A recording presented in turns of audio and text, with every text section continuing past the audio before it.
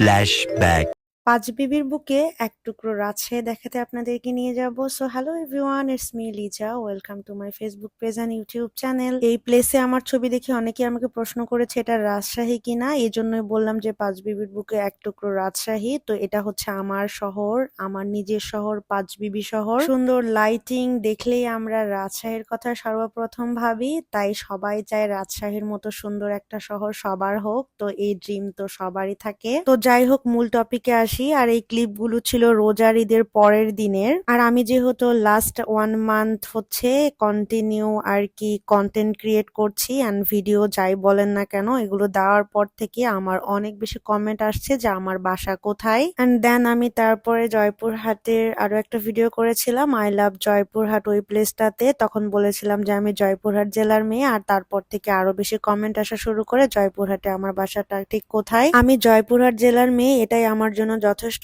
তারপরেও এত এত কোশ্চেন আসতেছে, তাই আমি আপনাদেরকে বলতে চাই যে আমি জয়পুরহাট জেলার পাঁচবিবি উপজেলার মেয়ে। পাঁচবিবিতেই আমার বাসা, পৌরসভার ভেতরেই। ভাই এখন আবার road number, house number, holding number জানতে চায় না, এটা আমার পক্ষে বলা সম্ভব না। আমি জয়পুরহাট জেলা এবং পাঁচবিবি উপজেলার মেয়ে, তাই পুরো জয়পুরহাটের মানুষই আপনারা আমাকে আপনার ছোট বোন ভাববেন বা বড় বোন ভাববেন, যাই বলেন না কেন আমি জয়পুরহাট জেলার মেয়ে, এটাই যথেষ্ট।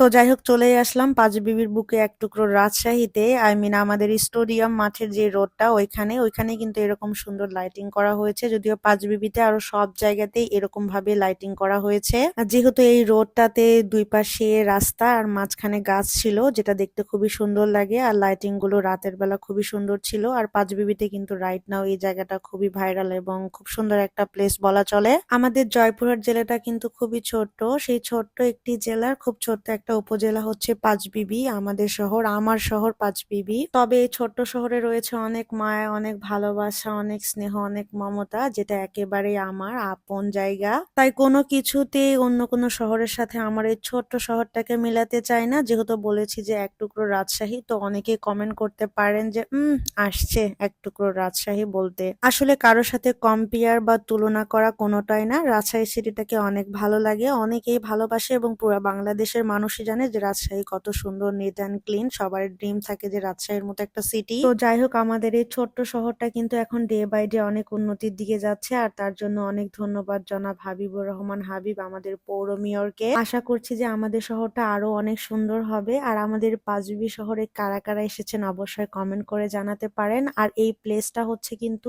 স্টেশন রোডের স্টেডিয়াম মাঠের যে রোডটা, ওইখানেই। আপনারা চাইলে এই সুন্দর রোডটাতে আসতে পারেন। আর ঈদের পরের দিনে কিন্তু এখানে অনেক অনেক ভিড় ছিল, অনেক মানুষ এসে এখানে পিকচার নিচ্ছিল, পিকচার তুলছিল। তো এখানে কিন্তু ছবি অনেক সুন্দর আসে। আর যারা আমার ভিডিওগুলো দেখে তাদেরকে অসংখ্য ধন্যবাদ। আর আমার কিন্তু একটা ইউটিউব চ্যানেলও আছে, লিজা অ্যান্ড মোর নামে, ওখানে কিন্তু সাবস্ক্রাইব করবেন। দেখা হবে নেক্সট ভিডিওতে। আল্লাহ হাফেজ।